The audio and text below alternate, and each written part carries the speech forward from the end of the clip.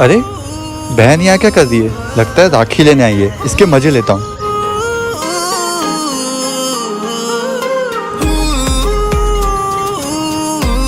हाँ भाई। कहाँ पर है तू बहन? मैं तेरे लिए राखी लेने आई हूँ। अच्छा सुन, इस बार राखी के साथ साथ मुझे बहुत बड़ा गिफ्ट भी चाहिए, तो लेके आना मत भूलना मेरे लिए।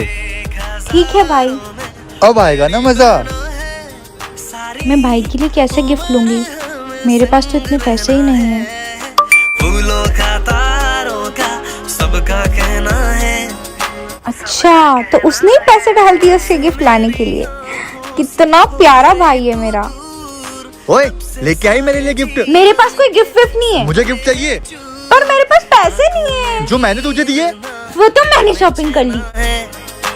1000 में नहीं दूंगी। जब मुझे गिफ्ट चाहिए। सारी